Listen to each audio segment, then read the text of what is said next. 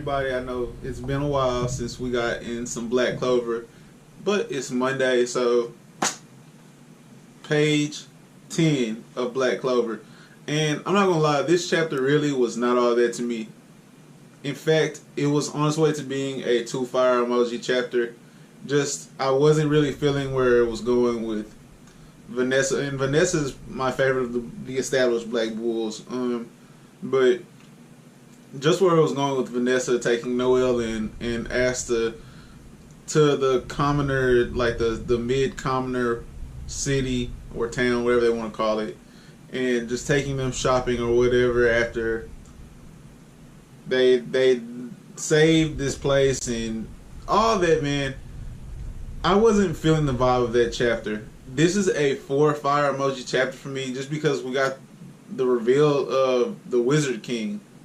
Is it not crazy how they just dropped him? Like, one, he has like the ability to disguise himself as other people, and he was the old lady that got robbed, which means he didn't get robbed. There's no way that the Wizard King, like the coldest Magic Knight, got robbed purposely. Like he actually got robbed. That didn't happen, but in a way to see some new magic, some interesting magic, he let himself get robbed, and he stumbled across Asta, who keeps like throwing his body out there reactively, and I feel like it's so easy to compare that to Midoriya, and mainly because it's almost reactionary. Like, he's not thinking about, man, this old lady got robbed. He just hears the cry for help and he's gone. And that, on top of, it was a Vanessa chapter, although I didn't enjoy what they were doing in Magic King, or the Wizard King, excuse me, 4 fire emojis. Now let's get into the meat and potatoes of this chapter. Basically, we get to see the differences in lifestyles, where Noelle is coming from noble society, of course, and Asta is coming from like the opposite of noble society. Like how can I put it? Besides being, he comes from the Forsaken realm. I was not gonna put it like that. He comes from the broke boy realm, where they eat like nasty stuff because they can, because they need to survive. And she's like, what? We don't get down like that. So for them to accomplish their first mission and receive their earnings, her immediate reaction is, oh, how little. And Asta, on the other hand, is Christmas came early. He's like, oh my God, money. Like, we got money for that. And just seeing how them going to the commoner city was a step down for her, and it was a step up for him, for them to meet in a place where not only is it new to both of them, but their expectations are completely different, was very intriguing to me. I did enjoy learning about the honor system, the star system, and of course that's now measurable. It's now how we can see the difference between what Yuno is accomplishing with the Golden Dawn and what Asta is accomplishing with the Black Bulls, and in between, and their race to the top, especially as rookies. I mean, rookies, freshmen, newbies, new members of these Magic Knight squads, where they rank at the end and the star total will be key. I think that's going to be something that we'll pay attention to going forward. And as an update, the score of the Black Bulls is now -30. They were at -31. They're exactly 100. They're a nice, even, clean 100 behind the leading Golden Dawn at 70. And so I am excited to see what Yuno's got going on. I'm sure that we've got to get back to Yuno eventually, but just watching Asta interact with the others was nice. Now, Seki is back in this chapter, that is the guy that Asta fought in. He had like the impenetrable wind sphere thing going on at the entrance exam, and he was like, man, I'm perfect for offense and defense. And of course, Asta pulls out the anti-magic sword. I can't wait to like learn some more about Asta's grimoire and his magical or anti-magical abilities, all of that. But he pulls out the anti-magic sword and smashes him like one hit KO Seki. And so Seki gets banished, or not even gets banished, but he falls lower to like a lower tier Magic Knight squad. And I do think one of Asta's major goals will be to change the way people view like the rankings of the Magic Knight squads in general, where there's no such thing as like a low ranking Magic Knight squad, because I'm going to be the Wizard King and I'm coming from the Black Bulls. Like, and for me to get into the Black Bulls period was a huge accomplishment. So don't look down on any Magic Knight squad. I feel like that's what Asta kind of gives off to you. That's the vibe he kind of gives off to you. But besides all that, man, Seki's back in this chapter. He's gambling in the casino, which the casino is in the back alley part of the black market, which is down the alley itself in this city, where nobles and royalty look down on like coming down here anyway, so they don't know anything about it. And the poor are there less than nobles are in the entire city. So Asta also has no idea that this is even going on. But we see Magna in there gambling in the casino, and Vanessa has a nice line where she's like, y'all are too young for this. And then Magna's back there gambling.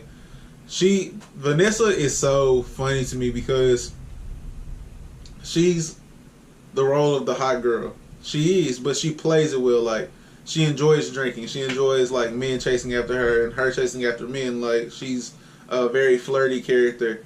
And I always find a way to enjoy like the pervier characters.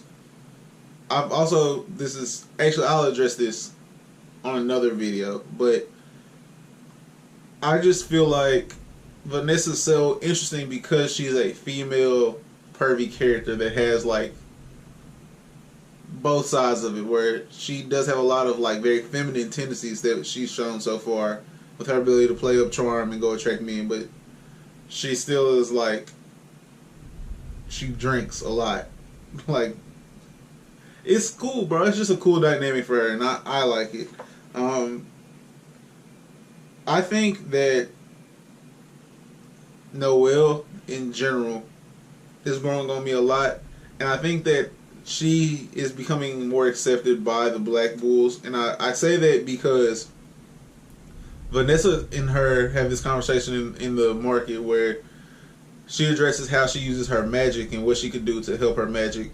And Noelle, actually, just by her facial expressions, she seems a little taken aback by it. Like, not so much that those things are out there to help suppress her magic a little bit until she gets a better control.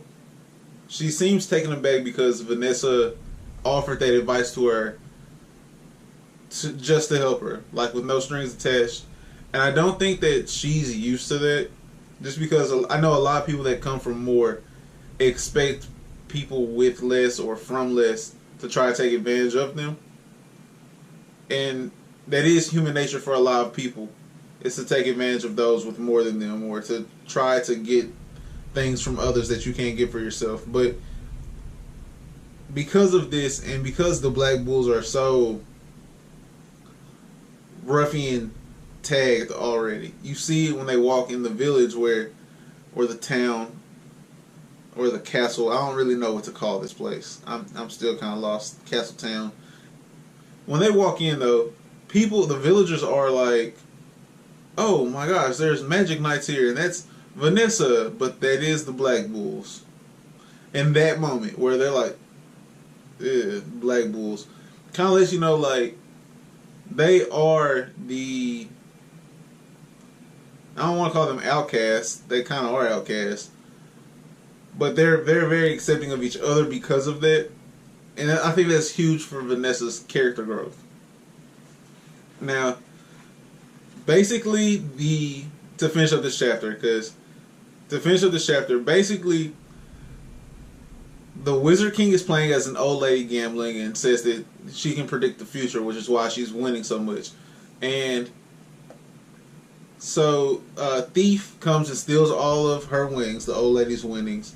And when she screams help, Asta goes to go save her. Her money, at least. Goes to go get her money back. And he's sprinting after a guy using wind magic to escape. And of course, the guy's amazed that he's keeping up with foot speed. He's like, I'm using wind magic. How's he keeping up running? And he goes to cut his wind magic, which, of course, like anyone would in this dimension, the guy's like, it's not going to work. You can't cut through my magic. It's cut through. Seki comes and tries to save the day, I guess, but he gets stabbed with a paralysis knife. I don't know if the guy got away or not. I really couldn't tell from the chapter. But then all the attention is diverted to saving Seki, and we realized at the end that that was the Wizard King, who was the old lady. Dope chapter, because of the Wizard King stuff. I wasn't feeling most of the things before the Wizard King reveal. I think his design's pretty cool, and I feel like the introduction that Tabata had, like, Yuki did a great job with it. With just splashing him out there like that. I definitely wasn't expecting that this early. So, that for sure caught me off guard. If you like this video, please give it a thumbs up, because it goes a long way with the channel, of course. Subscribe if you're new and enjoyed this as well, because we're trying to get more consistent. If you want to hear all about consistency, go check out the Promised Neverland review that should be dropping. It'll be dropping today. I don't know if it's before or after this. I haven't decided which one I'm going to drop first yet. But check that out to hear all about consistency, because I went on a pretty good spiel about it. And in the comment section below, let me know how you were feeling about the pacing of this chapter, especially the first half of it. Just because I know I wasn't feeling it, but maybe I was messed up and someone else could have a different feeling. I'm just curious. That's going to be it for me, though, guys. Have a great rest of your Monday.